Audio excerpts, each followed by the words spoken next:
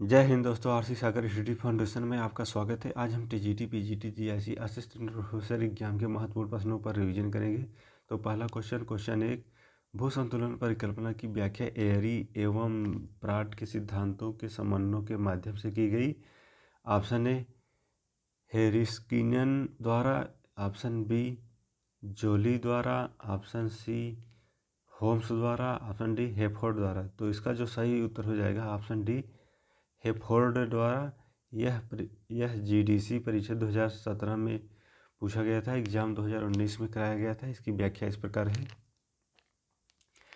हेफोर्ड द्वारा भू संतुलन परिकल्पना की व्याख्या ब्रिटेन के शाही खगोलशास्त्री सर जॉन एयरी द्वारा 1959 में दी गई समस्थिति संबंध में दी गई धारणा आर्कडिकन प्राट द्वारा 1855 में समस्थिति संबंधी सिद्धांत का समन्वय के माध्यम से की गई। अगला क्वेश्चन 2, कथन ए वान थ्यूनेन के एक नगर के चतुर्दिक कृषि मेखला क्षेत्र मॉडल में प्रत्येक मेखला क्षेत्र उन कृषि उत्पादों के उत्पादन में विशेषता प्राप्त करती है जिससे वह सर्वोपयुक्त होती है। कारण आर वान थ्यूनेन ने विशिष्ट कृषि उद्यम पशुधन संयुक्त संचालन के लाभ की परिकल्पना नहीं की थी। नीचे दिए गए कूट से सही उत्तर चुनिए। पहला,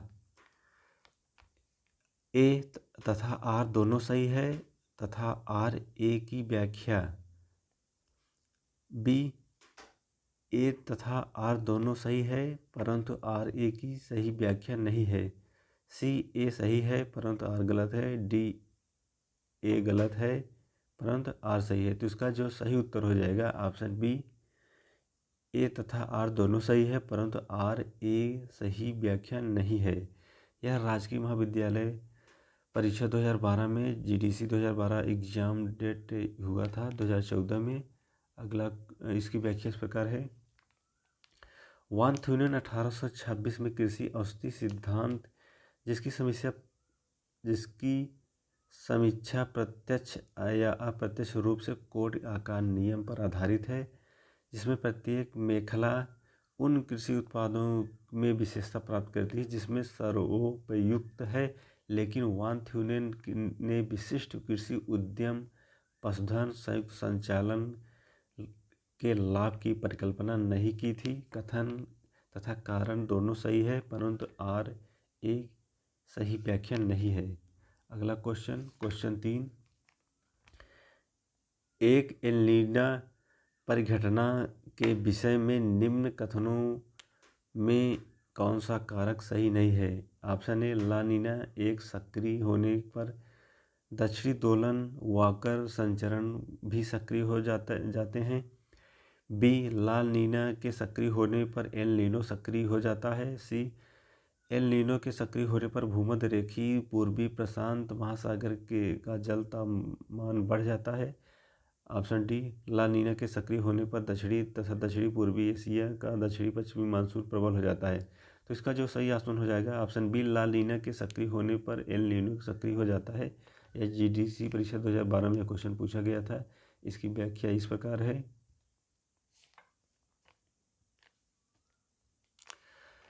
उष्णकटिबंधीय प्रशांत महासागर के भूमध्य रेखीय क्षेत्र के समुद्र तापमान वायुमंडलीय परिस्थितियों में आए बदलाव के लिए बने उत्तरदायी समुद्री घटना एल नीनो कहा जाता है। यह दक्षिणी अमेरिका के पश्चिमी तट पर स्थित इक्वाडोर, पेरू के तटीय समुद्री जल में कुछ सालों के अंतराल पर घटित होती है। ला नीना एक प्रतिसागरीय धारा है जिसका आविर्भाव पश्चिमी प्रशांत महासागर के उस समय होता है जब पूर्वी प्रशांत महासागर एल नीनो का प्रभाव समाप्त हो जाता है, परंतु विकल्प में कथन की व्याख्या नहीं करता है। अगला क्वेश्चन 4, अक्टूबर की गर्मी का मुख्य कारण क्या है। ऑप्शन ए, उच्च आर्द्रता से संबंधित उच्च तापमान। ऑप्शन बी, शुष्क मौसम। ऑप्शन सी, पवनों का बहुत कम वेग। ऑप्शन डी, सिंधु गंगा के मैदानों पर कम दबाव प्रणाली। तो इसका जो सही ऑप्शन हो जाएगा ऑप्शन ए, उच्च आर्द्रता से संबंधित उच्च तापमान। यह यूपी पीजीटी 2016 में क्वेश्चन पूछा गया था। इसकी व्याख्या इस प्रकार है। अक्टूबर में गर्मी लगने का मुख्य कारण वायुमंडलीय, पहला वायुमंडलीय में नमी अधिक होना। दूसरा, साथ ही तापमान में काफ़ी उच्चता होती है। आर्द्र ऋतु मार्च और अक्टूबर के बीच आती है। मुख्य लक्षण उच्च आर्द्रता तथा तापमान 30 सेंटीग्रेड से अधिक होना। साधारणतः जून सितंबर से मानसून सही होता है, जिससे मुंबई में वार्षिक वर्षा 2200 मिमी होती है। अगला क्वेश्चन 5। नीचे दो कथन दिए गए हैं जिनमें इनमें से एक अभिकथन ए है, दूसरा कारक आर है। नीचे दिए गए कूट का सही उत्तर का चयन कीजिए। अभिकथन ए, जब सूर्य तप सूर्य जगत समान रूप से पड़ता है तब भू सतह जल भाग की तुलना में ज़्यादा तेजी से गर्म हो जाता है। कारक आर, धरती अपारदर्शी है जबकि जल सौर विकिरण के लिए पारदर्शी है। कूट ए और आर दोनों सही है और आर ए की व्याख्या है। ऑप्शन बी, ए और आर दोनों सही है परंतु आर ए की सही व्याख्या नहीं है। ऑप्शन सी, ए सही है परंतु आर गलत है। डी, ए गलत है परंतु आर सही है। तो इसका जो सही उत्तर हो जाएगा ऑप्शन ए आर दोनों सही है और आर ए की सही व्याख्या है। यह यूजीसी नेट 2016 में क्वेश्चन पूछा गया था। इसकी व्याख्या इस प्रकार है, जब सूर्य तब सब जगह समान रूप से पड़ता है तब धरातली जलीय भाग की अपेक्षा जल्दी गर्म हो जाता है क्योंकि धरातली अपारदर्शी है जबकि जलीय पारदर्शी है। जलीय क्षेत्रों में सूर्य की किरणें 200 मीटर गहराई तक पहुंच जाती है। अतः कथन कारण दोनों सही है। व्याख्या भी करते हैं। अगला क्वेश्चन 6। निम्नलिखित में से कौन सी हिम जलीय निक्षेप से बनी भू आकृति नहीं है। Option A, drumlin. Option B, esker. Option C, horn. Option D, kame. तो इसका जो सही उत्तर हो जाएगा ऑप्शन सी, हॉर्न। यह यूजीसी नेट जुलाई 2016 में यह क्वेश्चन पूछा गया था। इसकी व्याख्या इस प्रकार है, हिमानी अपरदन द्वारा निर्मित स्थलाकृतियाँ आकार की घाटी, सर्क, लटकती घाटी, एरीट, तीक्ष्ण हॉर्न, टार्न, हॉर्न, गिरी सिंह, नुनाटक, सिंगपुच्छ, राजमुटेने, हिमसोपान, पेनेस्टर, झील, फ्रियोड। हिमानी द्वारा निर्मित बनी स्थलाकृतियाँ हिमोड, ड्रमलिन, एस्कर, केम, केटिल, हमक, हिमनद, अवक्षेप मैदान इत्यादि। अगला क्वेश्चन 7। विषुवत रेखा से ध्रुव की ओर बहने वाली भूमंडलीय हवाओं का सही क्रम क्या है। ऑप्शन ए, पछुआ व्यापारिक ध्रुवीय पवन। ऑप्शन बी, व्यापारिक पछुआ ध्रुवीय पवन। ऑप्शन सी, व्यापारिक ध्रुवीय पछुआ पवन। ऑप्शन डी, ध्रुवीय पछुआ हवाओं का बहना। तो इसका जो सही ऑप्शन हो जाएगा ऑप्शन बी, व्यापारिक पछुआ ध्रुवीय पवन।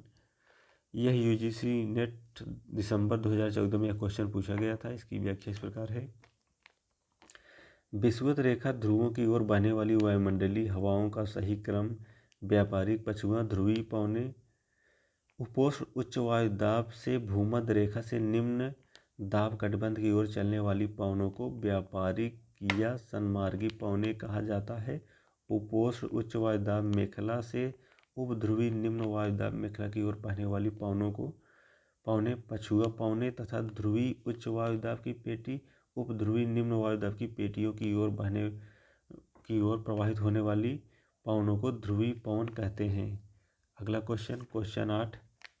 उष्णकटिबंधीय चक्रवातों की उत्पत्ति के लिए आदर्श स्थितियां पाई जाती हैं। ऑप्शन ए, भूमध्य रेखीय महासागरों में। ऑप्शन बी, उष्णकटिबंधीय महासागरों के पश्चिमी तटों पर। ऑप्शन सी, उष्णकटिबंधीय महासागरों के पूर्वी तटों पर। ऑप्शन डी, शांत पवन पेटी। तो इसका जो सही ऑप्शन हो जाएगा ऑप्शन बी, उष्णकटिबंधीय महासागरों के पश्चिमी तटों पर। यह प्रवक्ता चयन परीक्षा 2016 में यह क्वेश्चन पूछा गया था। इसकी व्याख्या इस प्रकार है, कर्क रेखा और मकर रेखा के मध्य उत्पन्न होने वाले चक्रवातों को उष्णकटिबंधीय चक्रवात कहा जाता है। उष्णकटिबंधीय चक्रवातों की उत्पत्ति आदर्श परिस्थितियां महासागरों के पश्चिमी तटों पर पाई जाती है। इसकी उत्पत्ति उष्णकटिबंधीय अभिसरण के सहारे उस समय होती है जब यह खिसककर 5 से 30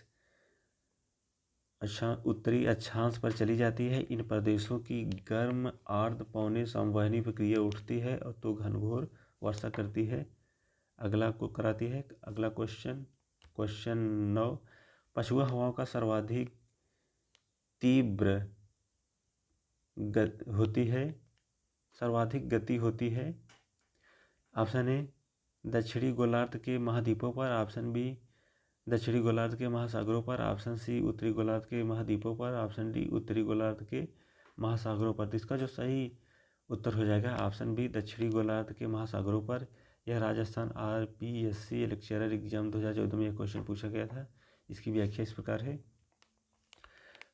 पछुआ हवा पृथ्वी के दोनों गोलार्धों में प्रवाहित होने वाली अस्थायी पवन है। इस पवन को पश्चिमी दिशा के कारण ही इन्हें पछुआ पवन कहते हैं। पछुआ हवाओं का सर्वाधिक गति दक्षिणी गोलार्ध में महासागरों पर होती है। अगला क्वेश्चन 10। वायु के अवतलन वाले क्षेत्रों में आकाश स्वच्छ मेघ रहित क्यों रहते हैं? ऑप्शन ए अपर्याप्त आर्द्रता, ऑप्शन बी संघनन हेतु दशाएं उपयुक्त नहीं है, ऑप्शन सी आर्द्रताग्राही नाभिकों की कमी, ऑप्शन डी वाष्पीकरण की दरें कम। तो इसका जो सही ऑप्शन हो जाएगा ऑप्शन बी संघनन हेतु दशाएं उपयुक्त नहीं है। यह हरियाणा लोक सेवा आयोग HPSC असिस्टेंट प्रोफेसर एग्जाम 2019 और एग्ज़ाम 2019 में 22 मई 2019 में कराया गया था। अगला क्वेश्चन इसकी व्याख्या इस प्रकार है। वायु के अवतलन वाले क्षेत्रों में आकाश स्वच्छ मेघ रहित संघनन हेतु दशाएं उपयुक्त न होने के कारण होती हैं। नोट: जहां हवा ऊपर उठती है तो ज़्यादा दबाव से कम दबाव की ओर तरफ जाती है। दबाव कम होने से हवा प्रसार होता है और ठंडे वातावरण में हवा अंदर की नमी छोटे छोटे बूंदों के रूप में बदल जाती है, जिसे हम बादल कहते हैं। इस बादल रूपी पानी बूंदें बहुत छोटी को वायुमंडल हवा इन्हें उठाए रहती है। जब इन बादलों में पानी की मात्रा बहुत अधिक हो जाती है तो वातावरण में इन्हें उठाने में सक्षम नहीं होती है, तब यह बरसने लगता है।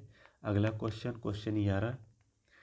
हरित क्रांति से संबंधित प्रमुख समस्या है। ऑप्शन ए प्रादेशिक असंतुलन, ऑप्शन बी फसलोत्पादन में असमानता, ऑप्शन सी पर्यावरण पर दुष्प्रभाव, ऑप्शन डी उपर्युक्त सभी। तो इसका जो सही ऑप्शन हो जाएगा ऑप्शन डी उपर्युक्त सभी। यह UP PGT 2006 में एक क्वेश्चन पूछा गया था। इसकी व्याख्या इस प्रकार है। हरित क्रांति शब्द का सर्वप्रथम विलियम गाइड ने किया था। हरित क्रांति का प्रभाव विकसित राज्यों पंजाब, हरियाणा, उत्तर प्रदेश, तमिलनाडु, महाराष्ट्र पे अधिक पड़ा, किंतु पिछड़े राज्यों में अप्रभावित रह गए, जिससे प्रादेशिक असंतुलन बढ़ा। हरित क्रांति के प्रभाव मुख्यतः गेहूं पर पड़ा, जिससे फसलोत्पादन में असमानता बढ़ी। साथ ही हरित क्रांति में नहरी सिंचाई से खारेपन, कीटनाशकों, खाद प्रयोग से पर्यावरण पर दुष्प्रभाव पड़ा। अगला क्वेश्चन 12। इनमें से कौन सा भू अभिनति संकल्पना से संबंधित नहीं है? ऑप्शन ए हॉल व Dana, option B Davis, option C Hogg, option D सुकट। तो इसका जो सही ऑप्शन हो जाएगा ऑप्शन बी डेविस। यह MP PCS assistant professor exam 2018 में यह क्वेश्चन पूछा गया था। इसकी व्याख्या इस प्रकार है। भू अभिनति की संकल्पना डेविस से संबंधित नहीं है। वास्तव में भू अभिनति संकल्पना का प्रतिपादन सर्वप्रथम अमेरिकी वैज्ञानिक हॉल ने अपलेशियन पर्वतों के अध्ययन के आधार पर किया था।